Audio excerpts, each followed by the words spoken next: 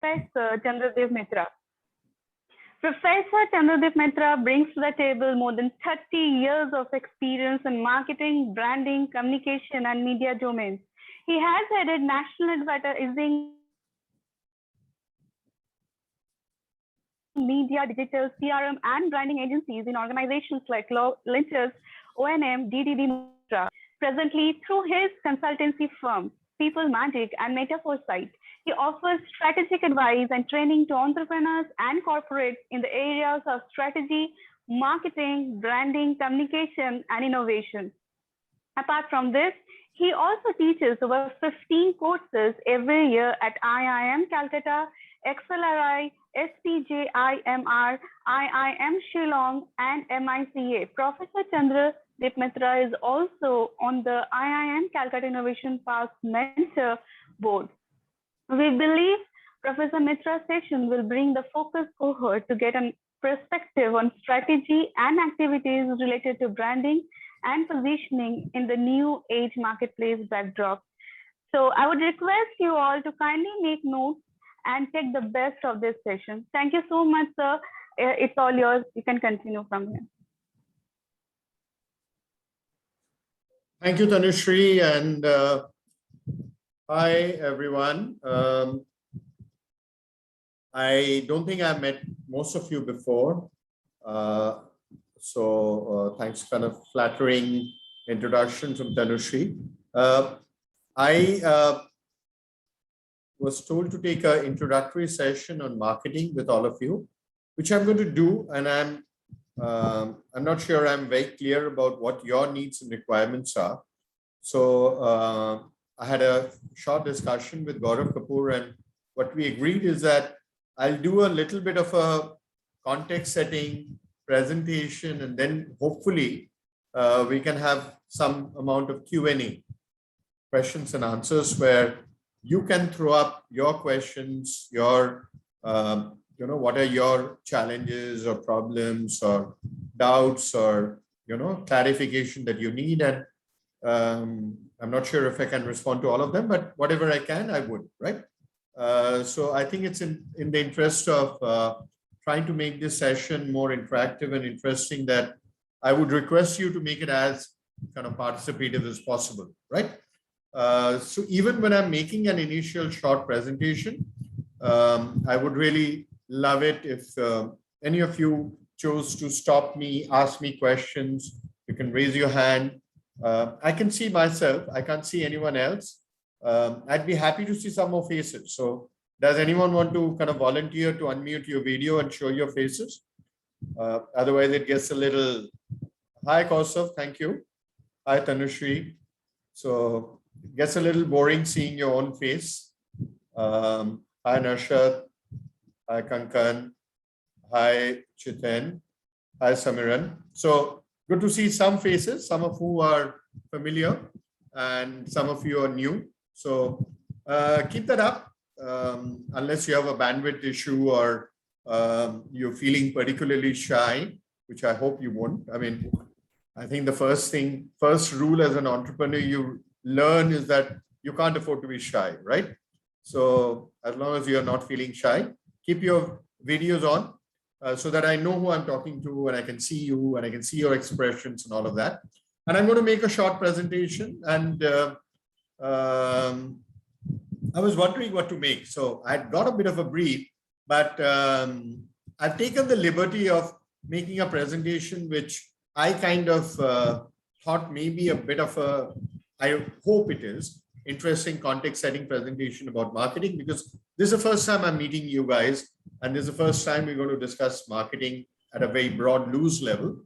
Hopefully with more interaction, I'll have a better idea, a clue of what your specific needs are, and we can, both in today's conversation and if we have any further sessions, we can build on that. Yeah.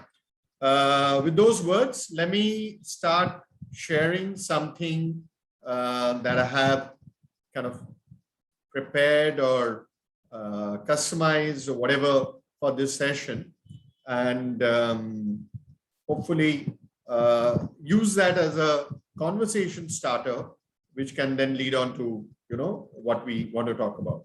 So let's see what we come up with. So for whatever better word, the way I've titled my session, first part of my session, the second part of the session would hopefully be a interactive conversation. Of course, the interaction can happen even during, is what I call 10 common ideas about marketing that entrepreneurs should reconsider, right? Maybe there's a better way of putting it, but this is what I thought. Okay. So here goes. What I'm going to do is I'm going to pick up 10 ideas or thought that, and these are, these are things that I've picked up from conversations with various people I've had at various points of time, right? As Tanushree mentioned, I've been in and around marketing for a fairly long time. So I have my own perspective on marketing. And what I've also taken the liberty is around leaning on a few so-called experts or gurus of management or marketing and sharing their quotes or sharing their ideas along with what I want to say. And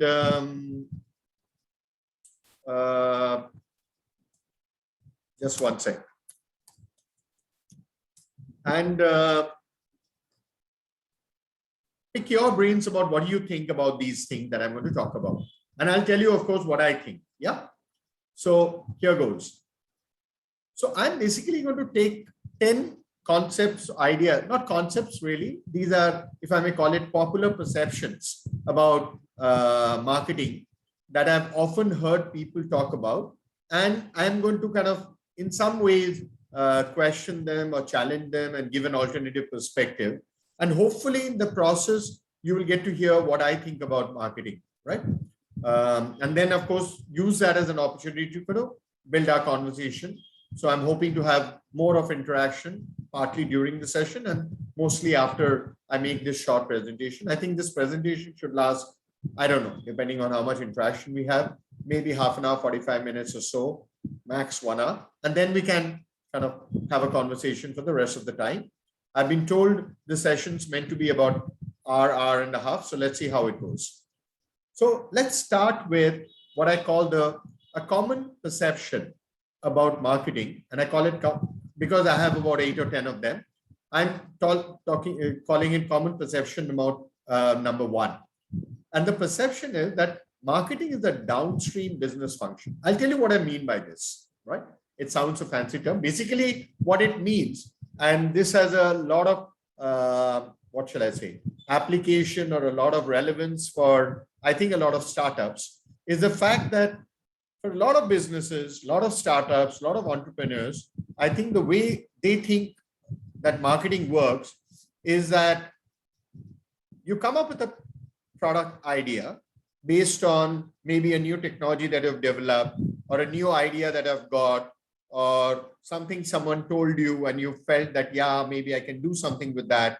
And you worked on it and you came up with an idea. You develop that idea into a prototype, then into a product and all that. And at some stage, when the product is more or less ready, that is when the whole question comes up, okay, I have a product which is almost ready, but I'm ready to go to market with it. So what should I do? So that's when the whole idea of marketing would come up and somebody would say, okay, so what should I do? Should I give it a brand name? Should I advertise? Should I promote it? All of that.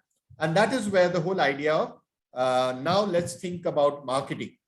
I've got an idea, now got a product, I figured out how to produce it, I've got a business model, I've got all of that ready. And now let's think about marketing it and go ahead with that. And I've heard many, many people talk like this or speak like this. And that is what I want to what shall I say, consider or look at, saying, is this the right thinking? Is this the right approach? So I want some quick responses from all of you people.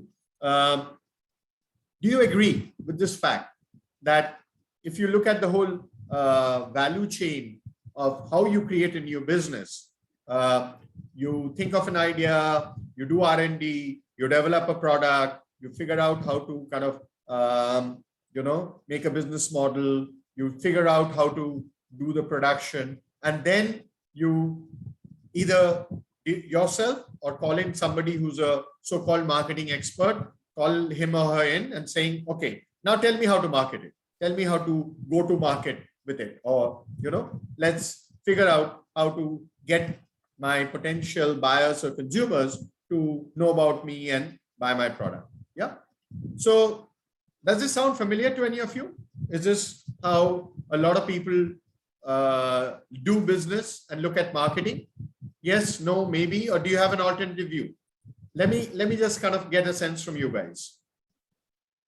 When I'm using the word downstream business function, there are different things that you do. And towards the end, when your business idea, your product, everything is ready, that is when you kind of get the whole marketing act together to go ahead and market and promote the product.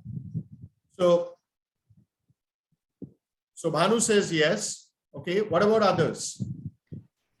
Hello, can you hear me? Yeah. Yeah, that would be a big no from me. Hi, I'm Muhammad from the Zira team.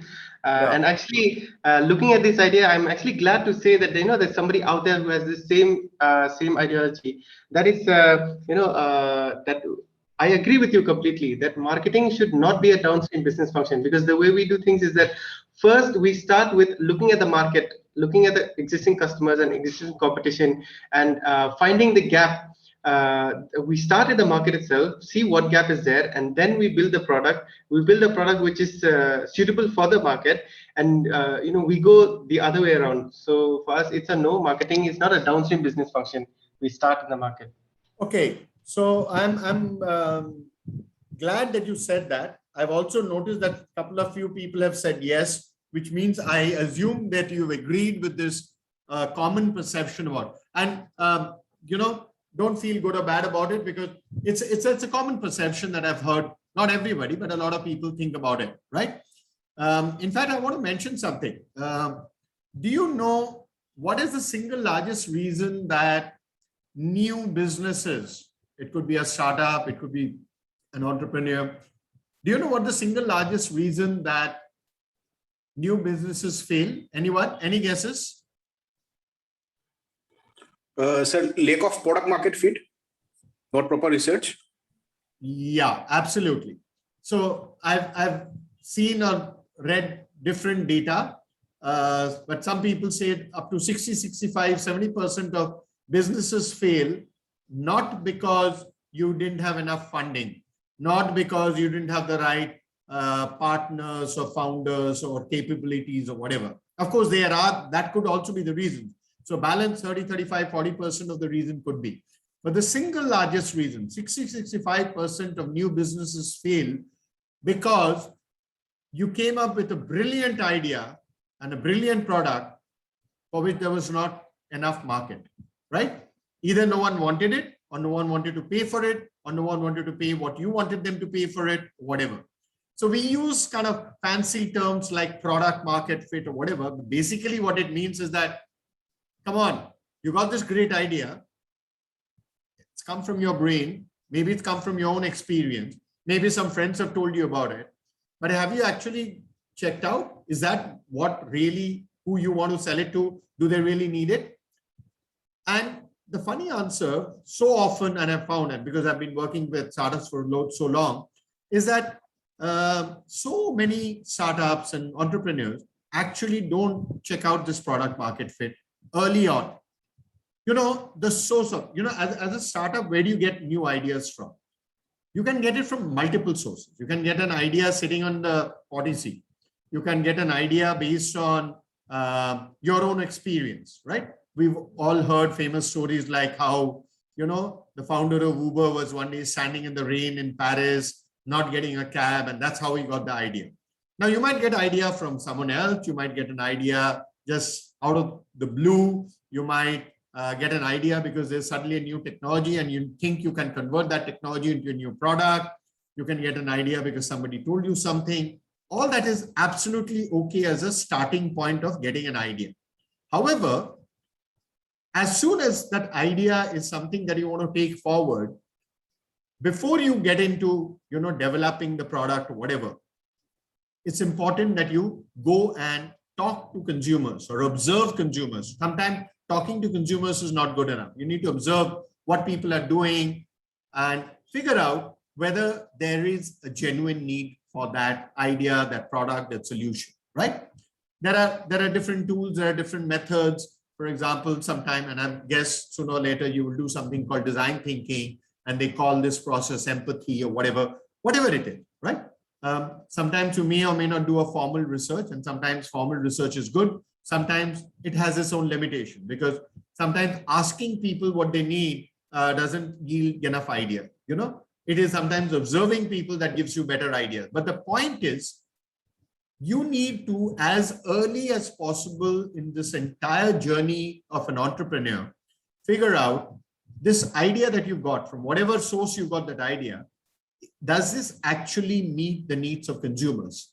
And unfortunately, as I said, 60-65% of startups or new businesses go ahead with that idea and develop into a product, sometimes launch it in the market, and then finally realize that idea, maybe the idea can be tweaked or changed. Maybe in a different form, it will still be applicable. But at least the way you've developed it, that idea is not something that consumers need it, or ready to pay for it, or ready to pay advance for it.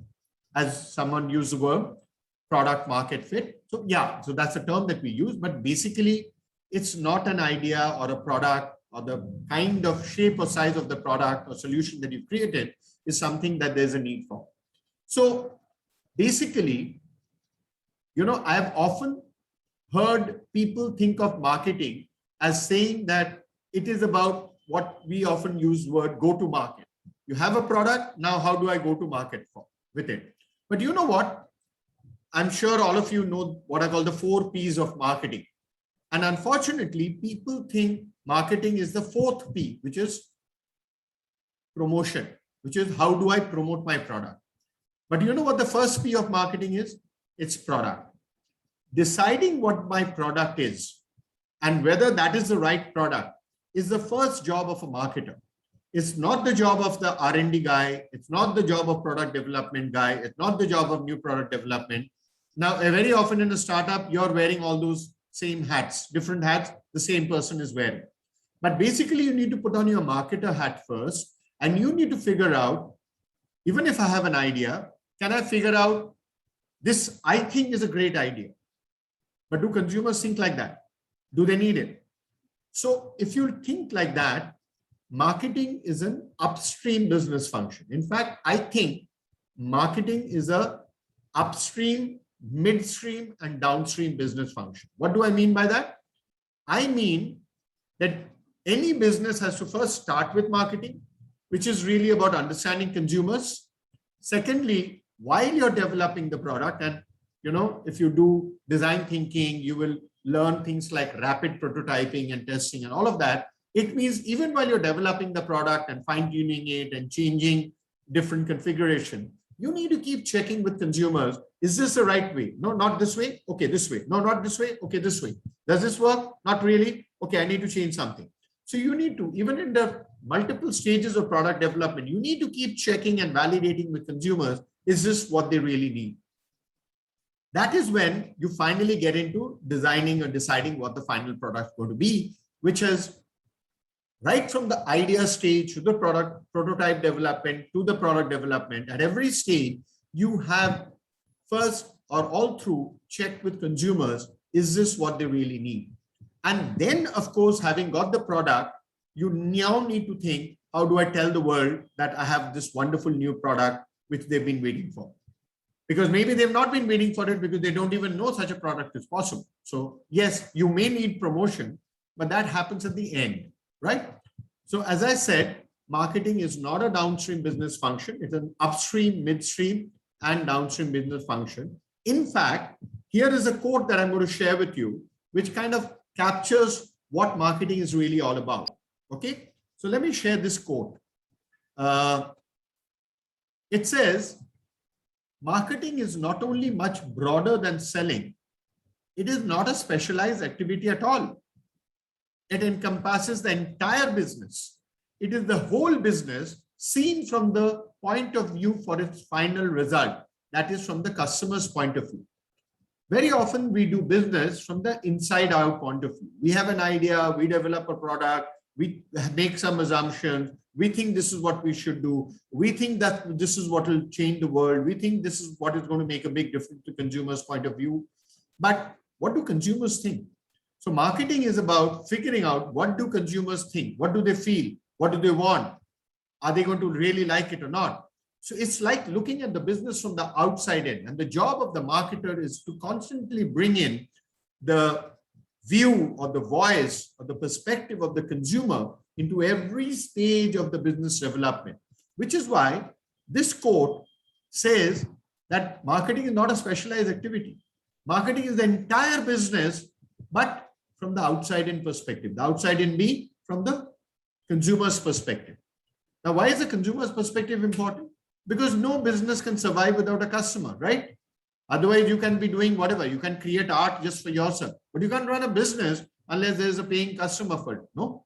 So for you to succeed in business, you always need to bring in the customer perspective or the customer input. And that is the first job of marketing. And that has to happen at every stage of the business, including the starting point. In fact, even if you start developing the product, it is the job of marketing to figure out what do consumers really need and why do they need what they need, and use that input as a brief for the product development team. So you don't even start developing the product till you figured out what do consumers really need and why they need it. And that becomes a brief for product development. You may have got the idea from wherever, doesn't matter. But you need to very quickly and as early as possible check, is this idea something in tune with what consumers actually need? So this is if it almost sounds like a heretical, because we often think of marketing as a specialized function or a particular, what shall I say, a division or a department in the whole business. There are different departments. There is production, there's HR, R&D, new product development, operations, systems, finance, all of that, right? And this quote says, hold on, that's not what marketing is. Marketing is the entire business from the perspective of the consumer. And without a customer, you don't have a business. And therefore, it's the most important perspective for a market to have. I'm going to ask you to guess whose quote this is. Can anyone guess or tell me if you know who said this?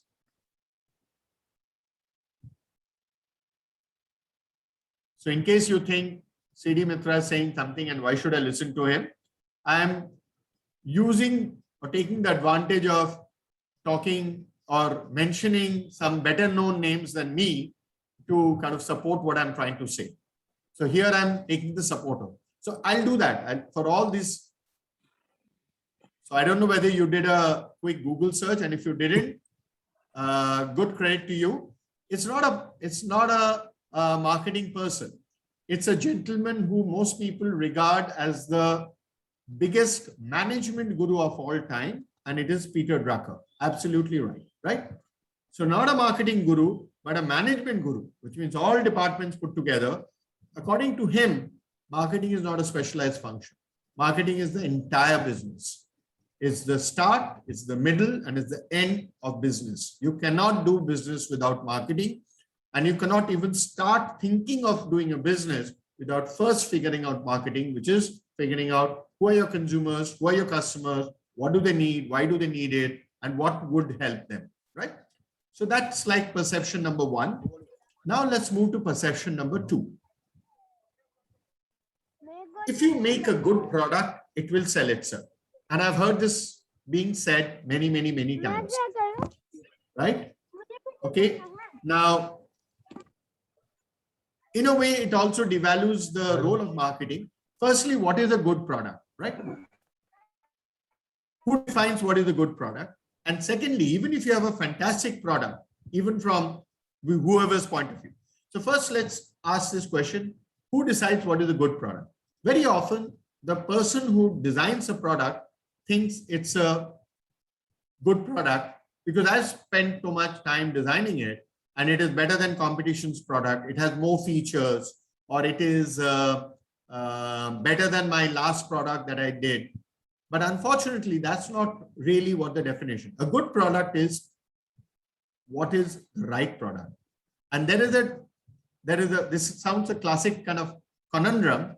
There is a difference between what may be called the best product and what may be called the right product. What is the best product? The best product is something that has the best features, benefits, all of that.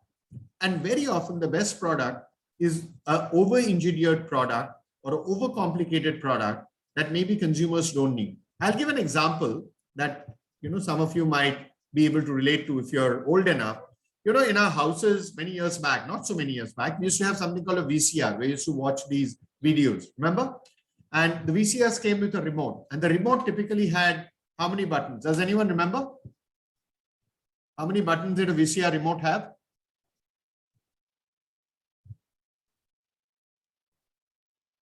Did any of you have a VCR at home? Okay, Nashat says 4. Well, I remember my VCR remote had different number of buttons. Anyone else? I remember my VCR remote had, I don't know, 15 or 20 buttons. And the funny thing is I never use more than 4 or 5 of those buttons, right? Play, fast forward, rewind. Yeah? Vineet says here 12, right? So the question is, what were those other 8 or 10 buttons doing? You know what happened? The guy who had designed the VCR remote probably spent 10 years or 3 years or 5 years in R&D and come out with what he thought was a good product or even the best product, right? Which had so many features and benefits. The problem is idiots like us never needed to use all those features, but we were the consumers. And we wondered why such a complicated product, because if by mistake you press the wrong button, something would go wrong, right?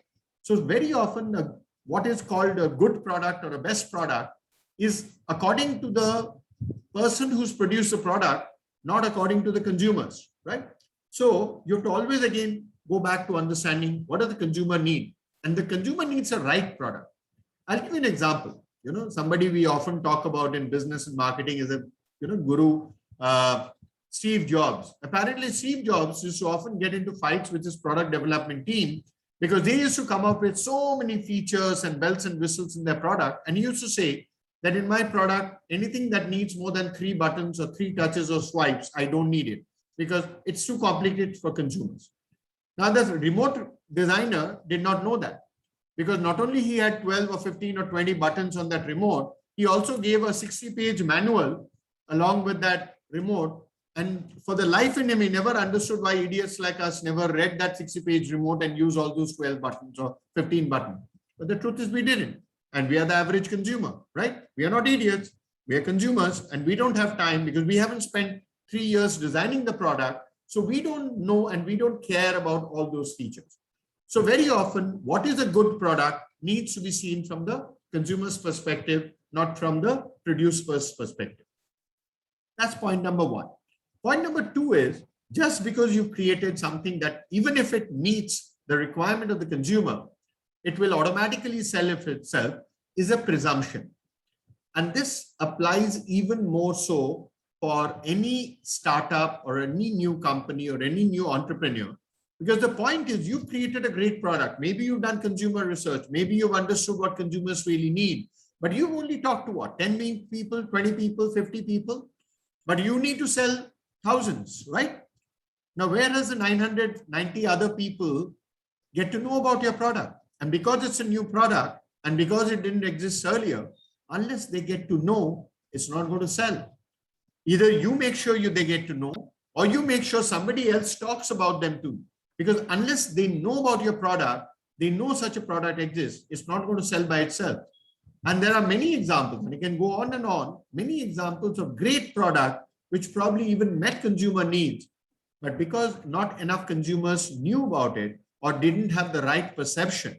And this is where branding comes in, because brand is about what consumers think about your product. It's not what your product is, right? And you know what? It does not matter what your product is. What matters is what consumers know and think about your product, because that is what is going to guide their decision whether to buy your product or not. Firstly, if they don't know your product. Secondly, if they know, but they have a lot of question marks and doubts. This is a new company. I've never heard of them before. Who are these guys? They are from some small guys. I don't know. It's too risky, Baba. I don't want to buy their product. These are all the thinking that is going on in the mind of the consumer. And you have to overcome that thinking, because finally it is their thinking that will decide whether they are going to buy your product. So you cannot sell your product till their thinking is aligned with saying, okay, this is what I want to buy. And that does not happen easily, and that does not happen automatically, just because even with the benefit of consumer research, you manage to create a good product, it will not sell itself by itself. It does not happen.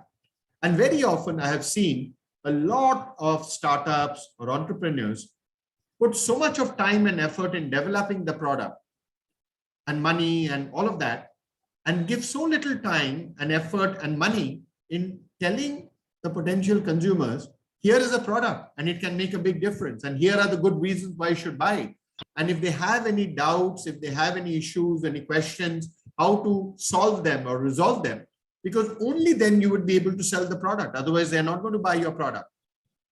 How many of us as consumers go ahead and buy an unknown brand or unknown product from the shelf? We don't, because this is a natural human tendency. We tend to buy well-known brands.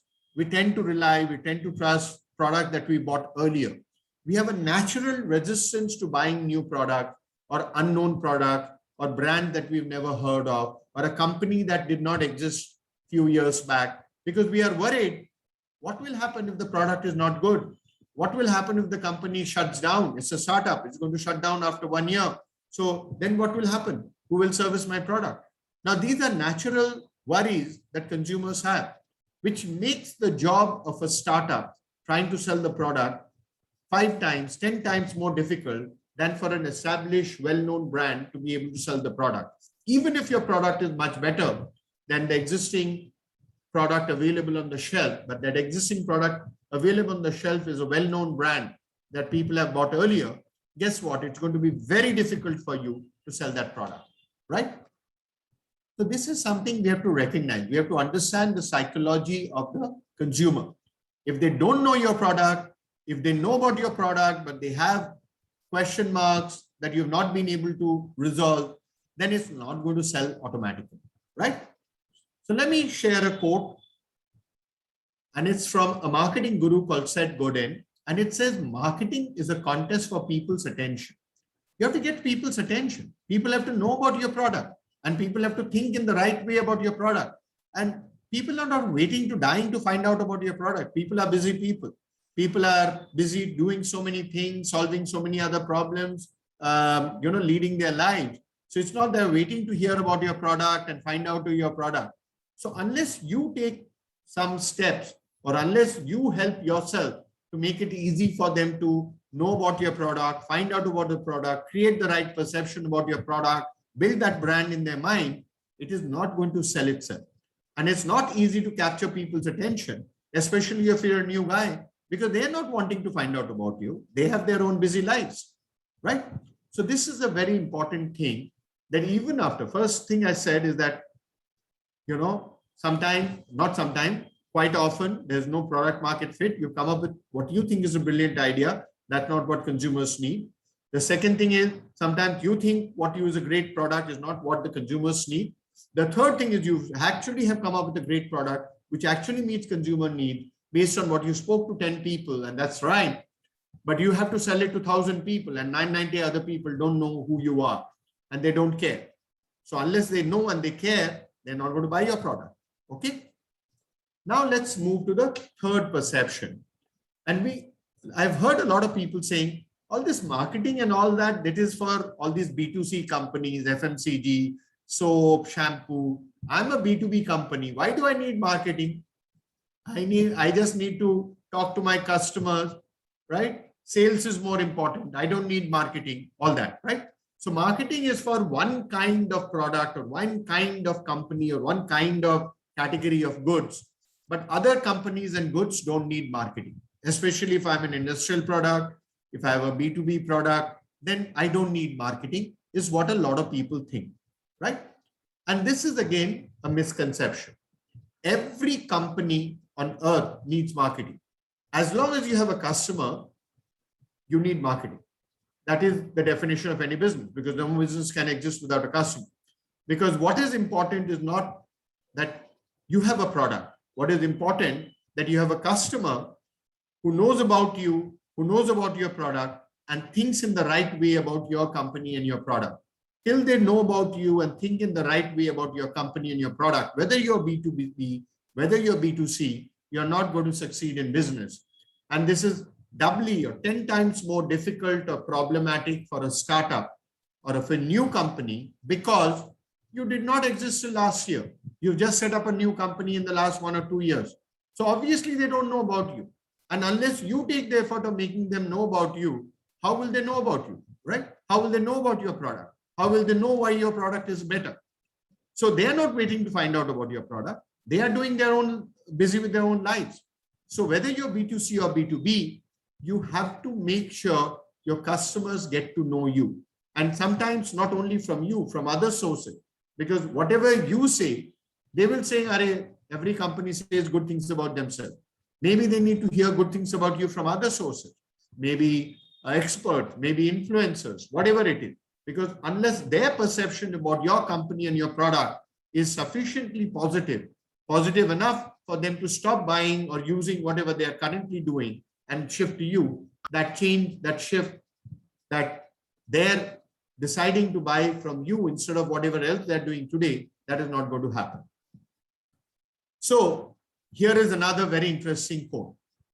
It says, because the purpose of business is to create a customer, the business enterprise has two and only two basic functions: marketing and innovation. And this is a very radical statement, right?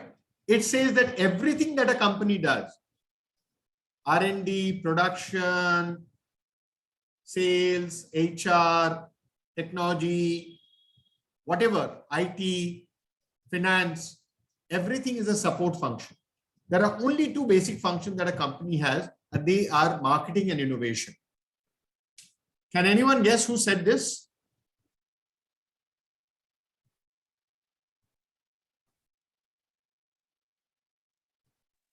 First, Sorry?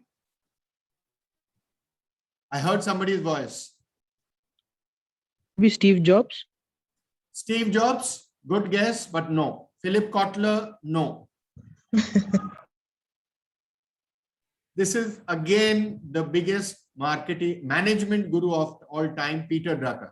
See, a marketing guy will say marketing is great, right? I am a marketing guy. I'll tell you marketing is very important. But when a management guru, and the biggest all-time biggest management guru of all time, says that there are only two basic functions that a company has: marketing and innovation. Everything else is a support function. Imagine how important marketing is, right? And unfortunately, we don't give that importance to marketing. Why does he say that? He says that again, because the job purpose of a business is to create a customer. No business can exist without a customer. The job of marketing is to find out what the customer needs. The job of innovation is to come out with a better way of solving the problem that the customer has. As long as you do these two and everything else supports that, whether it's finance, whether it's production, whether it's R&D, whatever, HR, everyone's job is to support these two basic functions. Find out who your customer is, what they need, find out a way of a better, superior way of solving their problem or making their lives better. That's why you need innovation, right? And marketing, because you don't need to know who your customer is. You need to, know what they need. And also, once you create the product, you need to be able to go back to them and tell them why your product is better, why your solution is better, why they should stop doing what they are doing and instead buy your product. This is why it's both the front end and the back end of the entire value chain. And the innovation is somewhere in the center, because this is where how you create more or bigger or better value, but from the customer's point of view, right? Innovation, not for the sake of innovation, not just because I have a new technology and I create something nice and fancy, but the innovation has also been driven by marketing, which means what kind of innovation, what is relevant innovation, what kind of innovation actually is something that the customers will appreciate or understand or see value in. That marketing has to. So even the innovation has to be driven by marketing, right? And after you create something innovative, which means it's a better product or it's a superior product. For whom? For the consumer. It is the job of marketing to go and convince a consumer, I have something better for you, sir or madam. Don't do what you're doing now. Don't buy what you're buying now. Here is something that will make your life better. It will solve your problems better. That is also the job of marketing. First, find out who they are, what their needs are, help create innovation so that their problem can be solved in a better way. Because if their problem is not being solved in a better way, why should they buy from you? Why should they not continue doing what they're doing already? So you have to find a better solution for them. That is the job of innovation. But what is better? Who decides? That is marketing job to find out what consumers need. The innovation has to be driven by what consumer needs.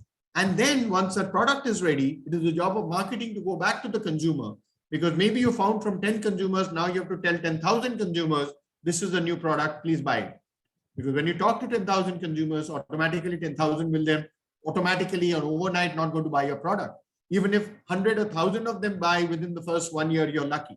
Because it takes a lot of time and effort to convince people for them to slowly change their perception and change their behavior.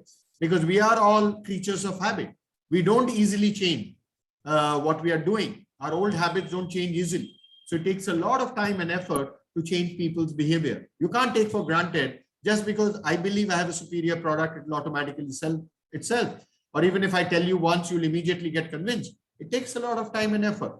And you have to be patient. You have to keep at it. Maybe some people will change. They will spread the good word. You have to make sure that good word spread so that more and more and more people start buying your product, right? So that is how business works. And in the whole area of business, there are two functions and only two functions, not according to me, but according to the biggest management guru of all time, which actually are the most critical functions of business. They are marketing and innovation, right? Marketing, because it's about finding out who your customer is, what they need, and then going back and telling them what you have is a better product for them. And innovation is to create that better product, a solution, right? Without that, no business can ever succeed. More so, that is how a new startup should work, right? This is especially applicable for a new startup or an entrepreneur, because your job is to find out where is that gap, where is that unmet need, what else can I do that consumers actually need, which no one is able to find out and solve that problem, so that if I solve that problem, I can come up with a better product and I can go back to the consumer and convince them. Convincing them is not easy, but yes, that is what I have to do, right? So this is what, not me, but the biggest management guru has said. Now let's move to the next point. This is a common perception, which is startups and entrepreneurs don't really need marketing, and also you can't afford it. But marketing needs a lot of money here. It needs a lot of time and effort and money. Who are big companies who have big advertising budget, they can only do marketing. I can't afford marketing, Baba. I'm a small guy. I'm a startup. I'm a new company. Where can I do marketing? I can't do it. Have you heard that? I've heard that often. Saying, boss, I can't do marketing. Marketing is for big companies. Small companies, startups, we can't do marketing, right? But the funny thing is, startups and small companies or new companies need marketing more than big companies do. Every company needs marketing, but startups need even more. But again, three reasons. The first reason is the job of marketing is to find out what is the gap, what is that unmet consumer need that existing companies, existing product are not being able to solve, right?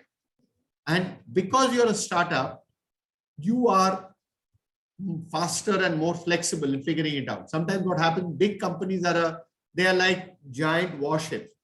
They are slow to respond. When the market is changing, consumer needs are changing, startups can quickly pick up, but you have to have that mindset. You have to have touch with consumers. You can't just sit and come up with ideas on your own. You have to figure out if consumers' needs are exactly what you think they are. And then you have to quickly respond. You have to quickly come up with a new product, new idea, new solution. But after that, your biggest challenge is that just because you have a great product, it's not going to sell, because there's going to be a lot of resistance from buying from a startup. I've seen so many. I mean, think of yourself. How many of us buy products from startups? And why don't we buy? Because we don't know whether to trust a startup. We've never heard of the company. We've never heard of the brand. So startups and entrepreneurs need marketing even more so. In a way, you have to be smarter. Of course, you don't have big budgets.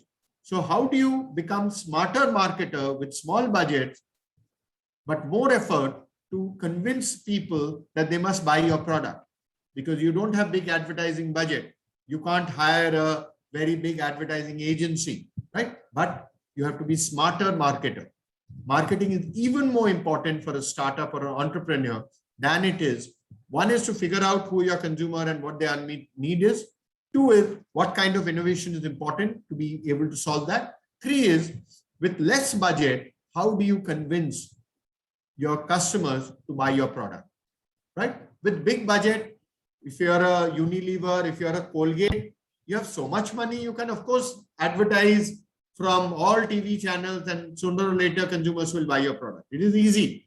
But when you have very little budget, how do you convince consumers? How do you approach them? How do you, change their mind and change their habit? Because they have to change their habit. They are already buying your old competitors, existing companies' products.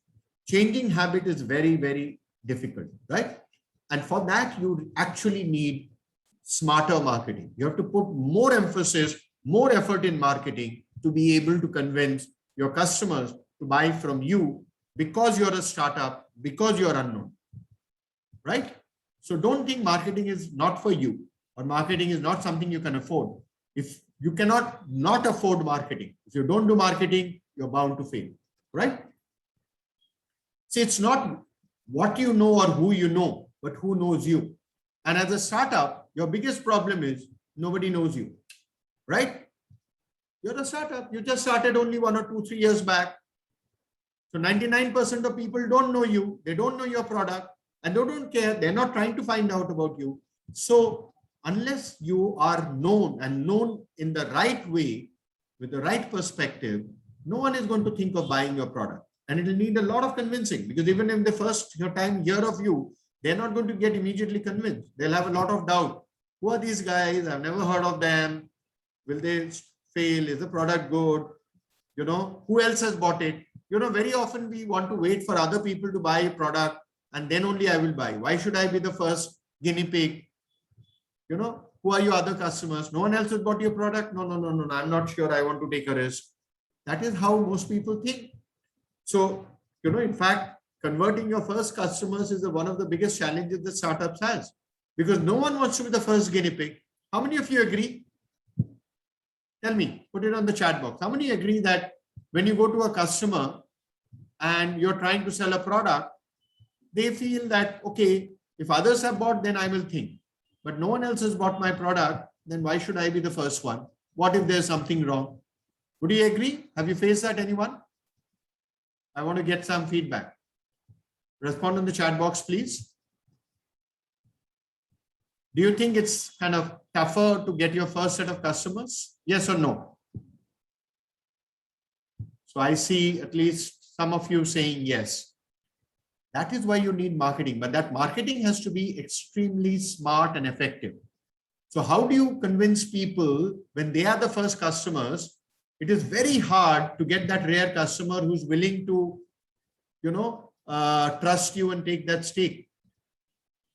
And that needs marketing, but that needs a different caliber and a different level and very smart kind of marketing, not just random, big ads on TV, because anyway, you can't afford it. So you have to think very smart ways of convincing people, maybe because, there is somebody else who's, I'll give you an example. There was a friend of mine who started a business. It was a service business, right?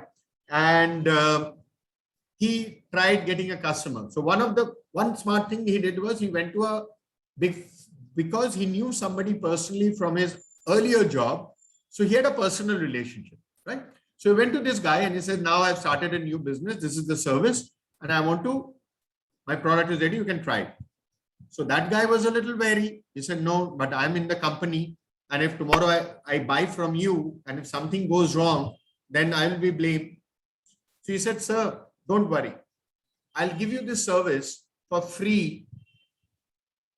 But on one condition, after you use the service, because 10 people in your company are going to use it, you give me an honest feedback. And if the feedback rating is more than 8 out of 10, then you pay me. Otherwise, you don't pay me.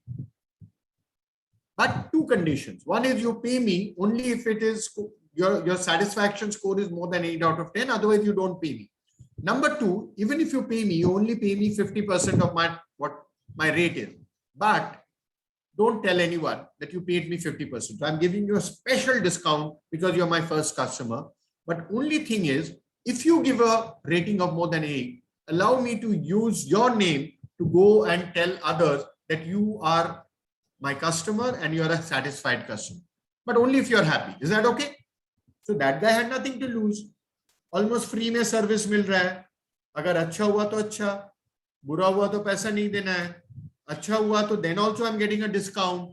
So chalo, he said, he made it less risky for the first customer to take that product or take that service. But of course, the product was very good. The service was very good. So then he got very high and he said, you don't rate. You ask your colleagues to rate it after they use the product. So they use the service. They were very happy. They got a rating of 9, 9.5, whatever. I said, now I'm going to tell the world that you are my customer because you're a big company or a somewhat big company, well-known company. I've said, Array, this big company is already buying from you and they're very happy. And I'm going to use your name and quote from you saying you're very happy because then I'm going to convert that into further sale. And you please don't tell that you paid me less because then for the next set of customers, I'm going to charge them the full amount or close to full amount, right? So what did we do? He made it very relatively less risky and more easy for the first customer to try the product, like almost sample it. But in the process, he got that testimonial, he got that rating, and he got the chance and the feedback from the customer, which he could use to make the second and the third and the fourth and the 10th sale, right? And every customer, first 3, 4, 5, he gradually reduced the discount. He got enough number of customers whose feedback he got. And then he used that feedback to get more referral. And he also said, sorry, the last thing he said is that if you're happy, you have to give me names of 5 of your friends in other companies. And I will go to them and I will mention your name that you're using my product and you're very happy. But only if you're happy. Yeah, okay. He said, yeah. If I'm happy, then I'll tell you. But when I go to them, you please don't tell me that you got a big discount from me. Because there I will charge full price. So that is how he started his business and he built a very big business. So what was he doing? He was being very smart. You probably know of this company called Wow Momo. It's become a big business in Kolkata.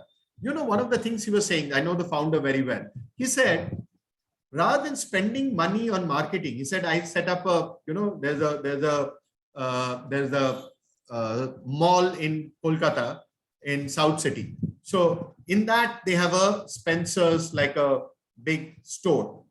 So first is he went and very owner of that store. He went and said, sir, give me a small kiosk and I can't even pay you too much of rent. So what I'll do is if I sell, I will give you, just give me 1 month chance. In that 1 month, whatever I sell, I'll give you a high percentage of my revenue, but allow me to. So that guy also said, "Bacha hai, chalo chand de de." Sometimes, people also want to help startups, right? So you have to find that kind of person. So he said, "Chalo, I'll give you a trial for 1 month. If you can sell, and you give me higher commission." So he did that.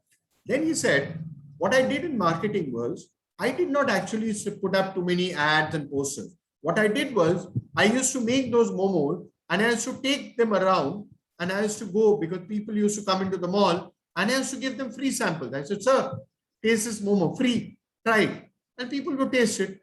And by looking at the expression, whenever he found that somebody liked that momo, "Sir, you like the momo? Come to our stall. It's there. We can give it to you. And here is a discount coupon just for today. Please buy." Right? So what he was doing, rather than spend the money on advertising, he was spending that money in actually creating that product experience and trial and sampling for free, which you could then convert to customer satisfaction leading to business, right? I'm giving these two as examples to tell you that you have to do smart marketing. But a startup needs marketing more than a big company. Because a big company, a big brand, anyway people know, and anyway people are habituated to buying. A startup, no one knows, and you need marketing more than a big company.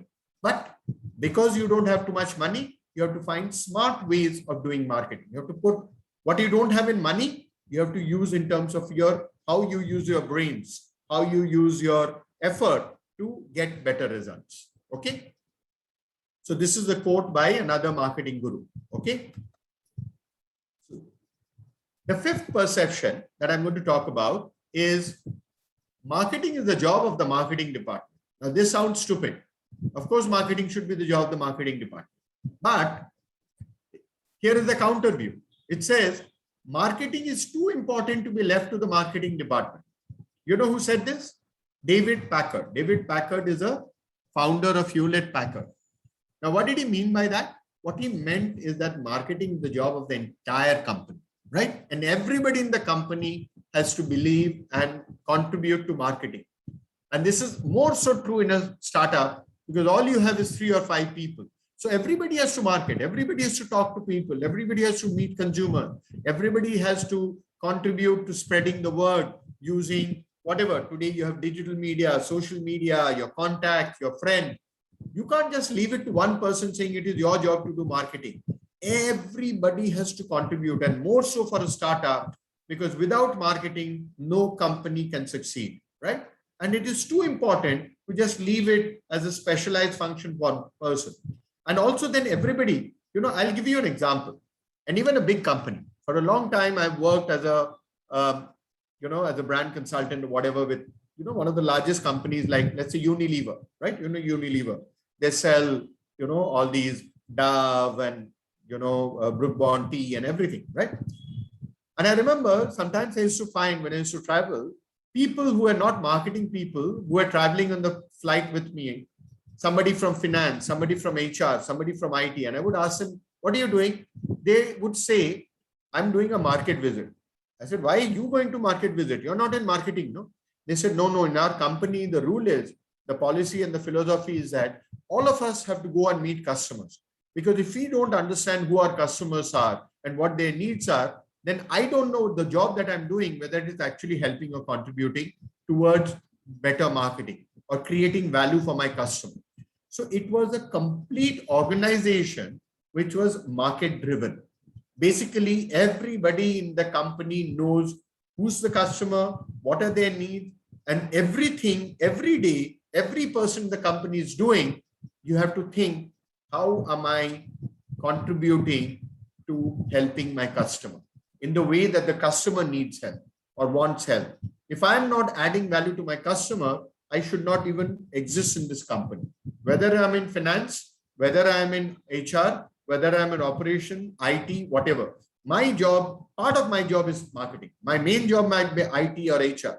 But for example, if my job is HR, how am I contributing to marketing? By recruiting the right people, by training them in a way, by motivating them so that they can contribute to marketing.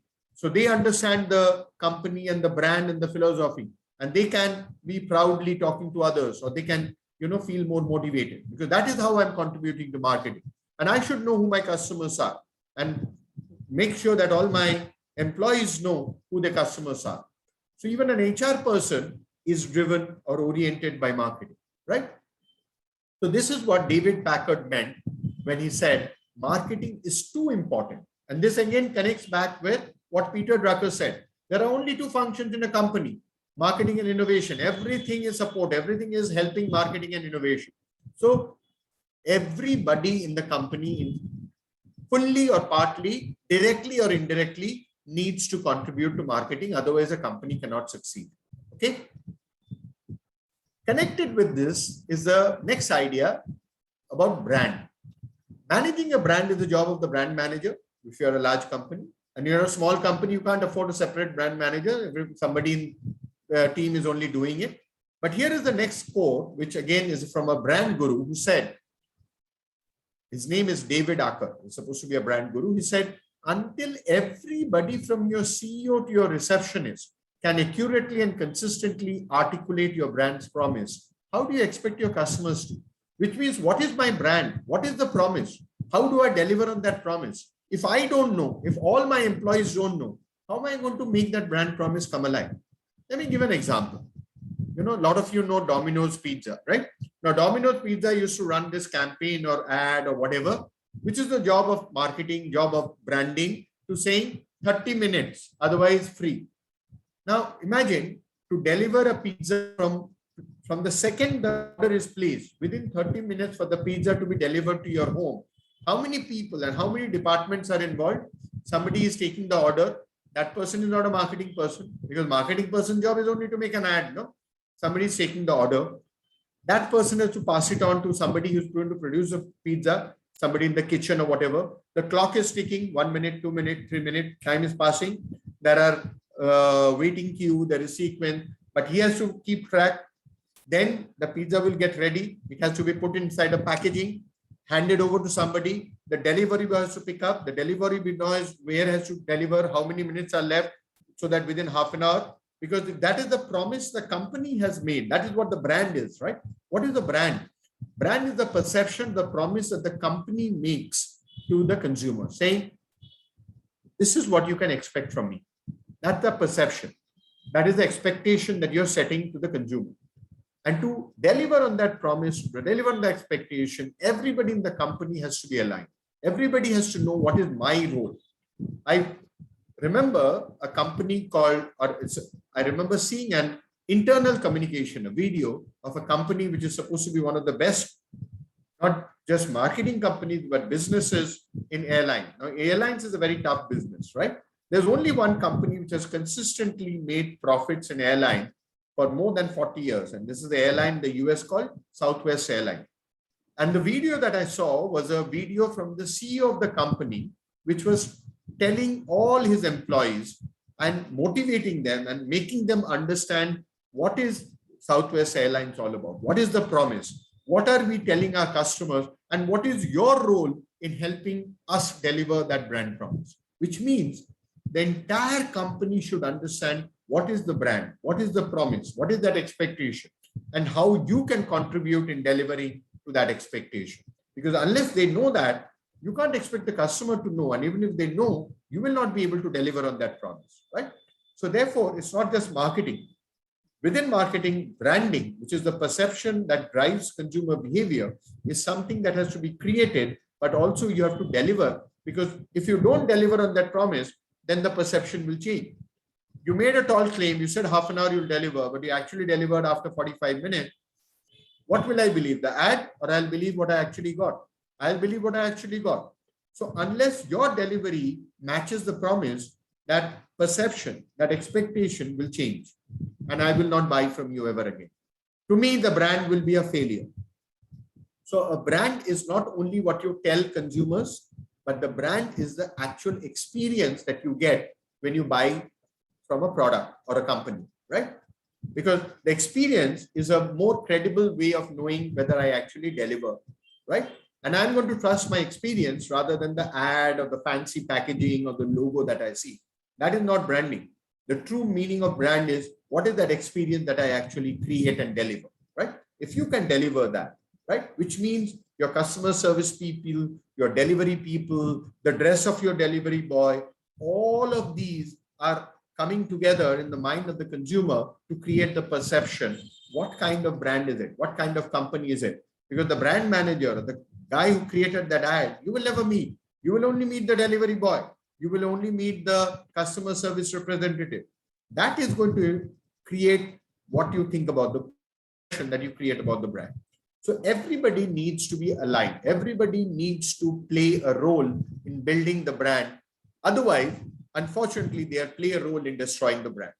Because as a customer, I don't know who the brand manager is. I only know who I interact with. If I call up a call center and they don't behave well, if I walk into a showroom and the security guard or the receptionist doesn't behave well, if the delivery boy's dress is not looking proper, that is what is going to create the perception of my brand, not what your brand manager and what your advertising says, right? This is what the true meaning of brand is, right? So we have to understand what do we mean by a brand and who creates a brand. All the customer touch point people, which are usually front-end people, they contribute to building that experience, which is what the brand is in people's mind. Okay. The next one is a common perception: greater the choice, happier the consumer. Now, this is something that we often believe, that give lots of choice to consumers, because consumers normally think that more choice is better. But here is a very interesting thing that has been found, that actually giving too much choice. Now, what is too much choice? Too little choice is also bad, right? If you just tell people there is only one thing, take it or leave it, they will not be happy. But if you give them too many choices, it can lead to confusion or postponement of decision, or get paralyzed, they get confused. They either don't buy or they buy and they then think, did I buy the right thing? All kinds of things can happen. So consumers can't tell you how many things they need. So absolutely. Thank you, Kaustav. There is a very famous book called Paradox of Choice by Barry Schwartz. Another very interesting book called The Art of Choosing by a lady called Sheena Anger. If those of you are interested, you can read them. If you don't have the time to read the book, just go on YouTube or TED and you can see a 20-minute video by Barry Schwartz and Sheena Anger, and you will know what I'm talking about. But basically, and one of the funny things that Barry Schwartz says, that most marketers don't know this. They think by giving more and more choice, you're making the lives of consumers better. But actually, unfortunately, most marketers don't know that you have to give what he calls the optimal number of choices. Too few choices, consumers will be unhappy. The funny thing is, too many choices, consumers will think they are happy, but they will actually end up making mistakes or becoming unhappy, right? So if you give more choices, consumers will always say, yeah, good, more choice is better. What they don't realize that psychologically, it puts so much of confusion and pressure that sometimes they are unable to make up their mind, or it creates more confusion or delay or less happiness. Even if you choose the right product, you will still be, because if you've given me 30 choices and I picked up option number 27, I'll go home and I'm saying, okay, what about option number 22? What about option number 17? Should I go back? Should I change it? I'll stay confused. My overall satisfaction or happiness will go down, right? So this is a very interesting thing. So what is that optimum number? Of course, it depends on consumer category, but there's a very interesting research done by a Harvard psychologist done many years back, which says in most categories, the optimum number should be 7 plus minus 2, which is between 5 to 9 choices is actually optimum. But there is more research required on that. Okay. Now let's move to the next one. So more choice. This is as Kaustav has already talked about. This is from Barry Schwartz. Okay. Now another perception is consumers are sensible and rational decision makers. Now you might say, of course they are. No? They think carefully or whatever. Now this is something that I can go on and on at length, but it has now been proven, not just consumers, but all human beings, we are actually 99% of all human choices and decisions, including whatever we buy as consumers or as brand choices, 99% of all our choices and decisions are A, irrational, B, driven by emotion, and C, most interestingly, they're unconscious, which means we ourselves don't know why we buy what we buy. It is something is happening inside our brain. So the question that arises is that how do you figure out then what consumers need, and can you trust what they're saying? So whether it's B2B or B2C, Tanushri is very common with me. You're absolutely right. You're not the exception, Tanushri. It's very common with all of us. And those of us who don't think like that, we are lying. We're cheating ourselves. We think we are rational. It has been proven, and there are not one, there are multiple fields. For example, there's cognitive neuroscience, all these big things. And these are all, PhDs and Nobel Prize winners who have proven, right? So cognitive neuroscience, behavioral economics, evolutionary psychology, all these new fields in the last 20, 25 years have proven that all human choices and decisions are irrational, emotional, and unconscious. So whether it's B2B or B2C, you might think, no, B2B people sit together, they do Excel sheets and all. Even then, it is largely driven by emotion. Sometimes that emotion is playing it safe. As somebody said, nobody ever got sacked for buying from IBM. Why? Because basically you're playing it safe. The emotion is protect your job. That is the emotion. You're not necessarily buying the best product. And unfortunately, it works against startup, because very often when you're selling B2B, you will find that the person on the other side, maybe he understands rationally your product is better, but because he wants to play safe, he would rather buy from a bigger company and a better known brand. Because what if something goes wrong? He will be blamed. But if he buys from a big company and a well-known company, then no one will fault him. So what is he doing? He's saving his job. His emotion is fear. He's basically being afraid to take a risk. And that you have to understand. And how do you de-risk or take away that fear? If you don't understand that, you're not going to be able to sell to him, right? So whether B2B or B2C, I believe passionately that good marketing essentials are same. We are all emotional beings looking for relevance, context, and connection. You have to always look at the context in which people make choices and decisions. And that is what guides. So you have to go a little deeper, right? Now, you might saying that, okay, then if it's happening at an irrational, unconscious level, how do I figure out? This is where only asking consumers is not enough. There is a kind of research which is loosely called observational research. Look at what people are doing, how they are behaving, right? And today, especially on the online kind of marketplace, there is a lot of what is called behavioral data, which basically tells you what are people actually doing. Are people spending more time here? Are they putting people, things in a basket and then dropping out? So based on their behavior, by observing it, you can probably start guessing what is going on in their mind. They may not be able to tell you, but you have to start making intelligent guesses. What is going on in the mind or in the heart, even at an unconscious level, which is guiding their behavior?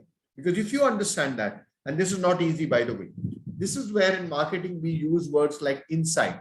Insight is something which is deeper, something that sometimes even the consumer may not be able to fully tell you because maybe they don't know or they can't say. But you have to figure out what is the real reason why people buy or don't buy something.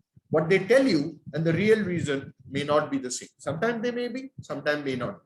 That is where observing your consumers, understanding their habit, following them enough to go deeper into their life becomes very important. And this is where you can take an edge over competition or bigger companies, because maybe they don't understand consumers as well as you.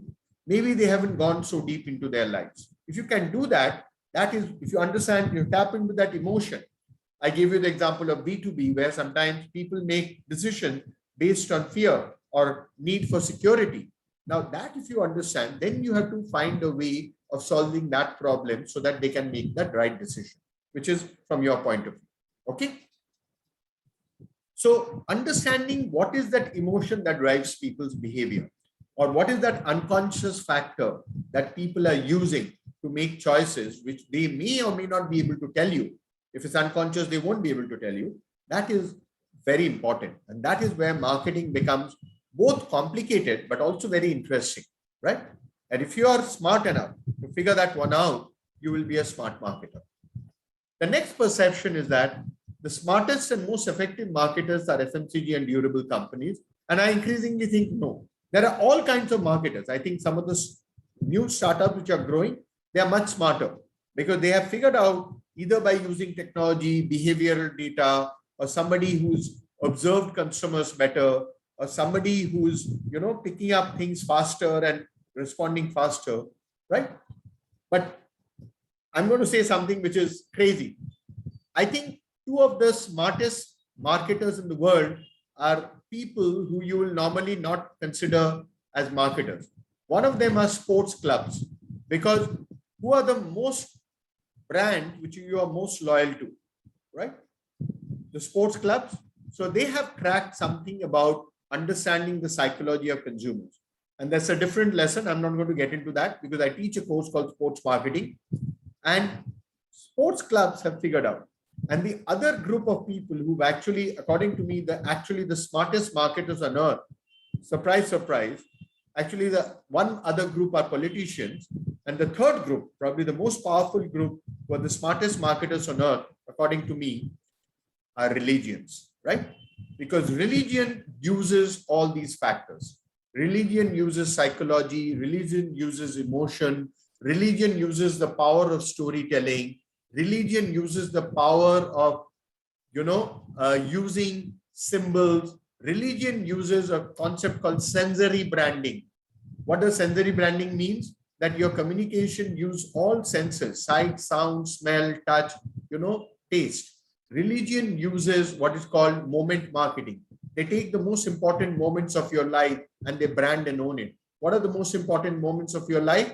Birth, marriage, death. Who owns them? Who brands them? Religion does. Religion does what is called a concept called brand community. They build communities around brand, because one of the things that good brands do is a sense of community and belonging, and religions give you that.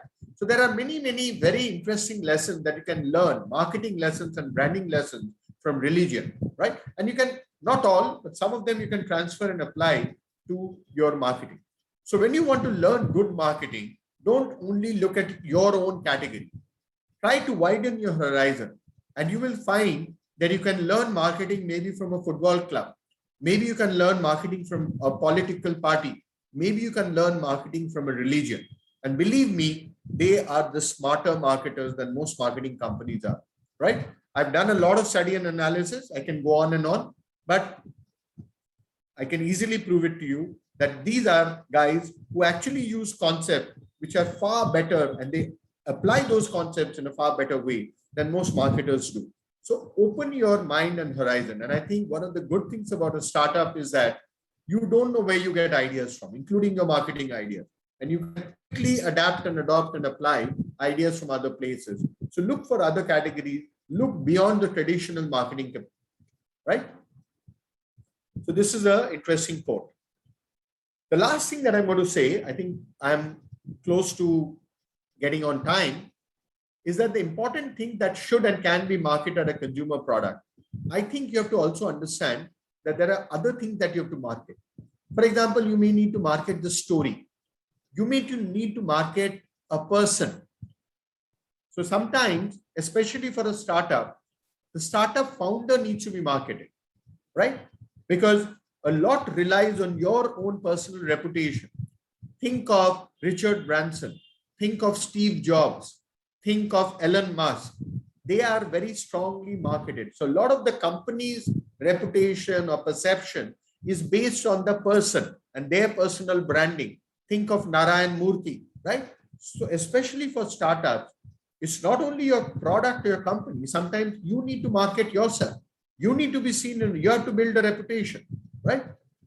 Now, I know all of you are from the Northeast, and to some extent, you probably have a disadvantage because, moment I know there is a startup from Bangalore, automatically my perception is that, oh, it must be a good, solid, serious startup. Just as much, if somebody tells me there is a wine from France or a cheese from Switzerland or a watch from Switzerland or a car from Germany, I automatically think it's a better car or a better watch, right? So since all of you are here together, you have to also start thinking of how do you market yourselves as individuals, as your company? How do you market Northeast, right? So countries and places are perhaps offer the greatest untapped opportunities for branding and marketing. And this is said by Philip Kotler, who's supposed to be one of the founding gurus of marketing. Because sometimes our choices and decisions are guided not only by the product or even the company, but also who are the people or where you come from, all of that, right? So somewhere we have to understand consumers process a lot of information, not only based on the individual product, but other connected, associated persons or places which shape their perception, right? If I told you this is a watch and it's from Switzerland, you will automatically think it's a better quality product. Yes or no? You will. If I told you there's a German car, you'll automatically pay a higher price for it. Yes or no? If I told you this chocolate or Swiss cheese is from Switzerland or this wine is from France, what is happening? The perception about France or Switzerland or Germany is helping market their individual companies and products. So this is something that, because all of you are from Northeast, you have to also collectively and together think, what is the perception about Northeast? What are the strengths of Northeast that you can exploit? It could be tourism, it could be agriculture, it could be natural, organic, I don't know. And are there some negative perception that you need to change over time? Because if you're from Northeast, that is something that you have to see whether you can either use to your advantage or counter it by creating some other thing. Maybe you're from Northeast, but that in some areas is a positive, some areas negative, but how do you counter it? Maybe your mentors are from Delhi and Bombay, and that will counter it. Whatever it is, you have to figure out. But collectively, and this is something that because you're among the advanced startups from Northeast, this is a challenge for you.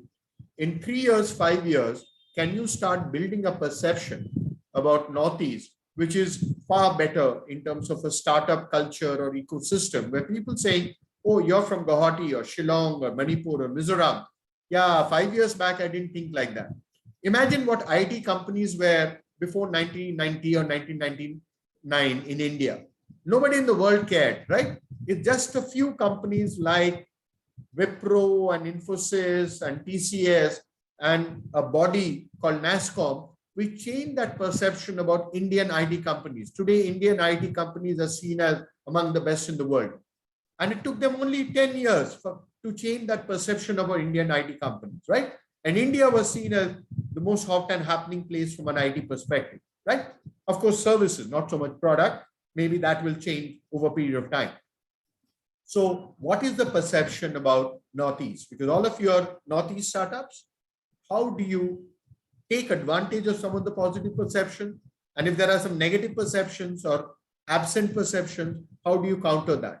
These are things that you should also think, because the truth is your customers, your buyers, especially if you're trying to get your business out of Northeast, will think like that.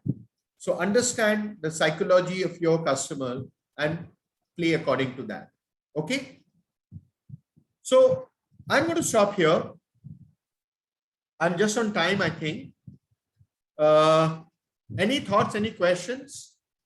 Because I just wanted to do a kind of introductory session about some perceptions, common perceptions or misperceptions about marketing and branding.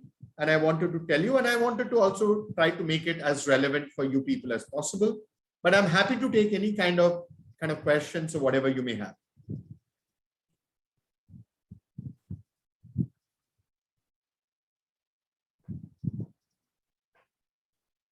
Oops, I actually taken 1.5 hours. I thought I'll take a 1 hour session and have half an hour of interaction.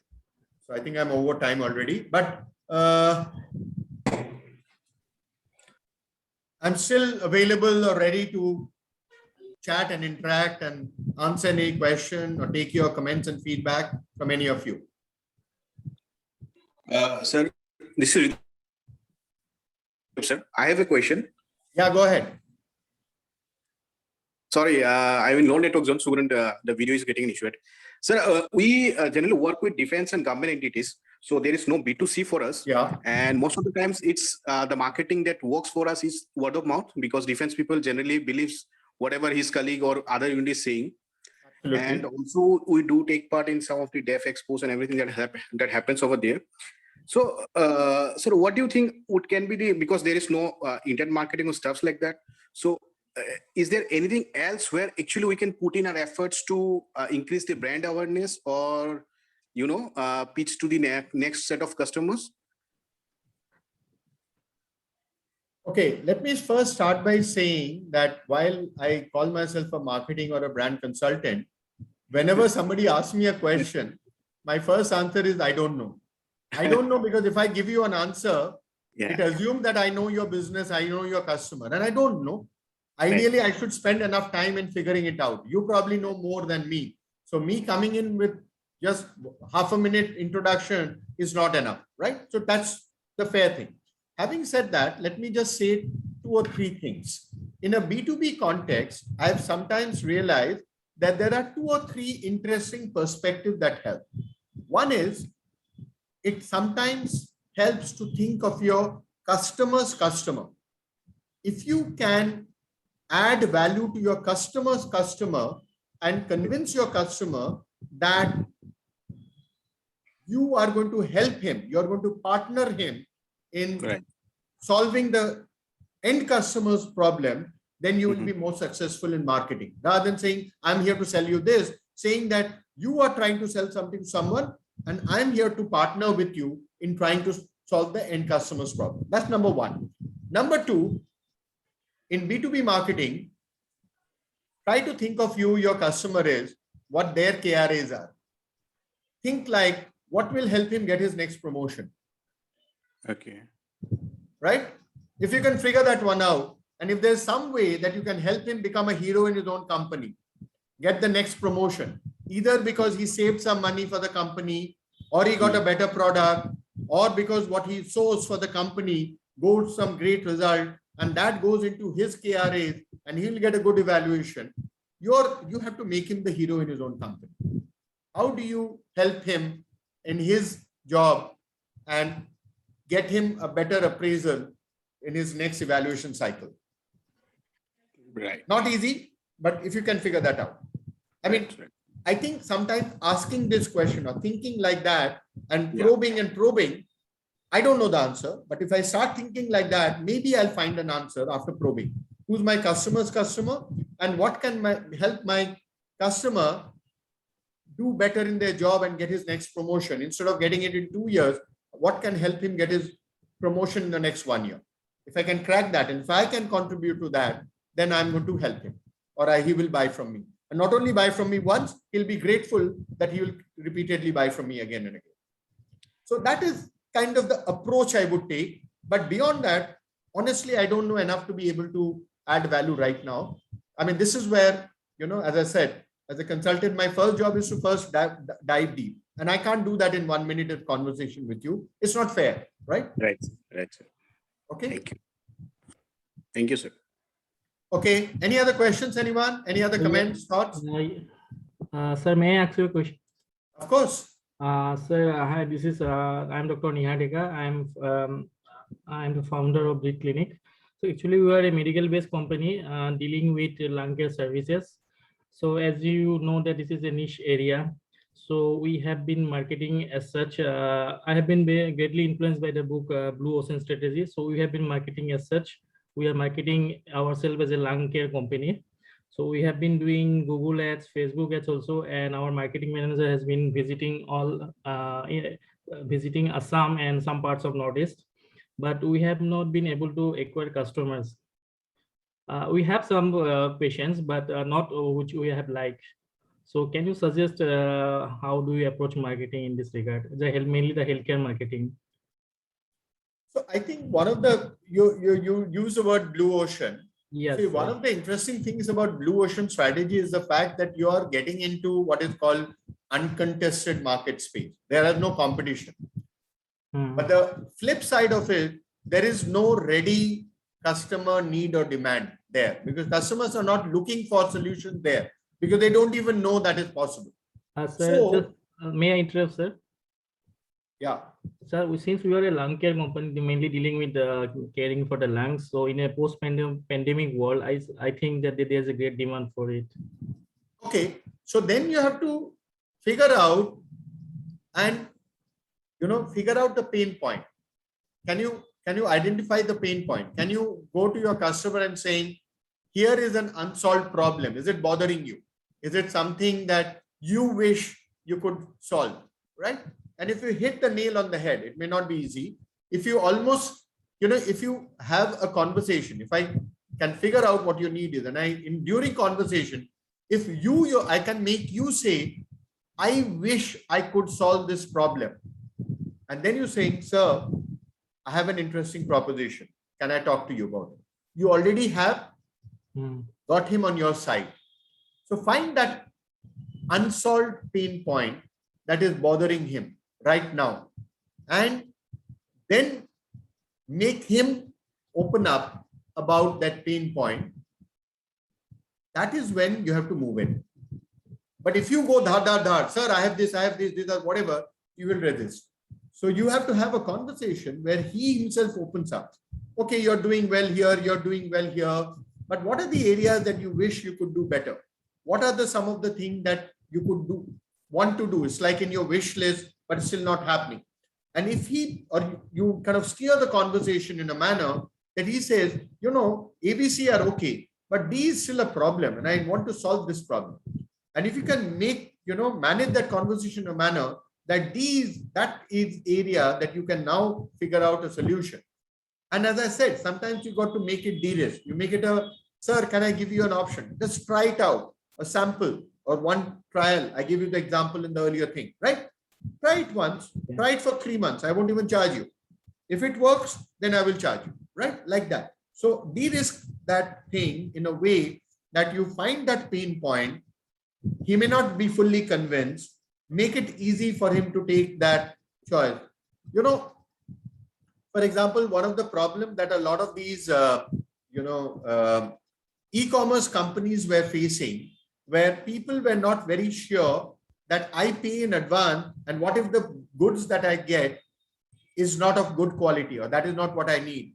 So one of the things that these companies, which is Flipkart and Amazon, they did, and that helped them grow their business. You know what it was? One is they created a new concept which doesn't exist in US or whatever, is COD, cash on delivery. Don't pay money before, because then I'm already committing and I don't know what I'm going to get. After you get the product, you get cash on delivery. After that, they said, no question asked, 1 month return policy. You try the product, you don't like it, return it, I'll give you money back. I won't ask a single question, right? What are you doing? You're taking away the fear and the worry in the consumer's mind. You're a new guy. Yes, I have the problem. Your product seems to be good, but what if you don't deliver? What if there is some catch? Then मैं तो फंस जाऊंगा, right?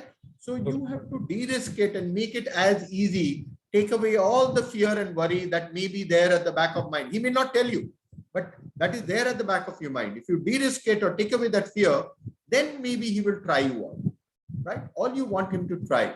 And if you genuinely have a good product, and while they're trying, handhold them, get feedback, make sure that you keep them happy, then convert that into a proper sale, convert that into a repeat sale, customer retention, referral, all of that, right? Use their name, their testimonial to sell to the next one. Slowly, slowly take that forward, right? Okay. So just another query. Since we are a medical services company, so how can we get the patients for testing the fish sample and all? That's not an easy one, because you are saying there is a risk of somebody trying something on a patient if something goes wrong, right? Yeah, no, sir, we are providing services. So, yeah, okay, that's not an easy. So I don't know what your product is, and I'm not going to get into a long discussion. I don't know. Have you done clinical trials? Have you done whatever? Sometimes what you can do is put it like a research project with maybe a medical college where you're doing like a clinical trial research project. If it works, then that research project result is something that you show to convince your clients, right? So for medical products, it is much more difficult because you need sufficient data. And to do that data, you need to do research. And you can't do it alone. You need to partner with the right kind of medical, the medical college or whatever experts, whatever. So you might want to do medical research, medical trial, whatever, clinical trial. I don't know what your product is, but it's a more lengthy and more complicated process. I know a little bit about pharma marketing, but that's what you have to do. And you have to get all that clinical data or research data to convince them and the next set of people, right? Okay. Unfortunately, with medical products, it's a much more slow process, but you have to cross those steps because no one wants to take risk with human health. Or if something goes wrong, then there's a liability, right? That's the nature of the business. Okay, thank you, sir. Okay. Any other questions? Any other comments, anyone? Yes, am I audible? Yeah, go ahead. Yeah, so like you pointed in a slide that we have there is a good product and there is a right product. Okay, yeah. And right from the receptionist to the CEO contribute towards a part of the marketing. Yeah. So a question here is that there is an instance that we have a good product which is on its way to become a right product. You can say it is still under development, or you can say it is still at the verge of completion. We still have a good product which is about to have a go-to-market strategy. Plans are in, it can be in working stage. So what happens here is that there is a sales team which is already on the field and they're taking inputs from various stakeholders or the clients. And then there is an other situation wherein your tech team or the senior tech team is in the market. They are doing their particular job in demonstrating the other variants and the other versions. So the good product which is on its way to become a right product has got a mix feedback from the marketing team, which is in the field, the sales team and the tech team. So in that situation, again everybody is back to the drawing board stating कि नहीं यार इन्होंने ये बोला था तो ये भी चाहिए. And then there is a sales team saying कि नहीं this अगर 1.0 में अगर if you don't give this version it won't sell. And then the tech team says नहीं ये 2.0 में आ जाएगा, 1.0 में अगर नहीं आएगा तो it will not matter that much. So these type of situations do arise. So in that case, what is the, obviously then the delivery of the product launches or the delivery of the products, or the exact date of the product launch just gets prolonged, and we end up having still a good product and not a right product. You're right, but you can't help it, because finally, if the product is not right from the consumer perspective, force fitting it or forcing a deadline is going to backfire later. So you do everything in your power to make those iterations, which is why they use the word, in design thinking, rapid prototyping. So multiple iterations as soon as possible, or multiple trials going on with different clients, all that you can do. So version 2 and version 3 are running parallelly, all that, or 2.1 and 2.2 are running parallelly, all that you can do. But till you reach that point, and this is where also one of the things that you can do, again, you know your business best, I don't. Maybe you can sign up your customers saying that, I will automatically upgrade to version 3, version 4 at no extra cost, or I'm giving it to you virtually free. So you have an annual contract, and I will keep upgrading and giving you that product and upgraded service. But so in a way, you're partnering. This is where a lot of companies set the customer expectation when they launch the beta version of their product, right? Because they know that there are still bugs which you will keep resolving, but you're also making it very attractive in terms of either pricing or giving them an extended warranty, or giving them something that, makes it very attractive for them to say, chalo. You're also setting the expectation that don't expect a perfect thing right now. We will go through 2-3 more rounds, but meanwhile, stay with us, because your feedback will help us come up with a better version. And when you get it, you will get a far better deal than other competitors do. So you have I'm incentivizing you to continue those version 1, version 2, version 3 trial with you, because then you will get the benefit of all of that, right? So make it appear very, very lucrative or attractive for them, so that they help you. They must almost think of themselves that they are partnering you in developing a better version. And when the better version comes out, everybody else will benefit, but they will get it discounted for the next 5 years or 10 years. Wow. So why not? What's not there for them to help you develop the better version? You know what I mean? Yes, sir. Something like that, right? Yes. Again, I can't get into specifics because that's not fair for me. I don't know enough, right? No. But something that will, motivate them to actually think of themselves as your partners, because then it's a win-win. Win-win as in, because if you have a better product and they've helped you create a better product, then they have a better product. And also there is a incentive or a financial benefit, extended warranty, whatever you give them, so that they're saying that I'm protected. I'm de-risking this whole process, and I'm going to get a lot of benefit for a longer period of time. Being your early customer, not just your customer, but your partner, you are going to get a lot of benefits accruing over a long period of time. So I should contribute to this part, process. Okay. And of course, a lot of it is also about relationship management, right? Yes. If you make them feel very important, see, you're contributing, you're a partner, you're a whatever, give them bhav on your website, our founder client or something you call them. Kuch to do, bolenge, "Arey yaar, उनको इतना भाव मिल रहा है. These are the guys, our patron clients who've helped us and all that. Kuch karo that then make them feel, remember their birthdays, remember their children's birthdays, whatever. Yeah. All that you do. Right. Okay. Thank you. Okay. Anything else? Anyone? Okay. I don't think there is anything else. Yes, sir. Please go ahead. No. I'm done. So you can wrap up if no other questions coming. Just wanted to wow, and what a session it was. I hope each and everyone liked it and will implement the same with your products. And sooner are the days when we'll see all the products are a brand soon. CD sir, thank you so much for such an amazing session. It's not the only one I had attended. I had attended so many, and every session I would say you have the same zeal and enthusiasm. Thank you once again, and may you all have a wonderful evening. Thank you. I hope you didn't say every time you say the same things. Okay. Yeah. Yes, sir, of course. Okay. No doubt in that. Yes, sir. Hello. Thanks. Bye, guys. And Kausav, thank you for being here. All the best. Thank you, Siri. It was fantastic. Thank you very much. Chalo. Bye. Hopefully, I'm Thank you, meeting you Kaustav soon. sir. Bye-bye. Bye. All the best, guys. Take care. Thank you, sir. Ciao.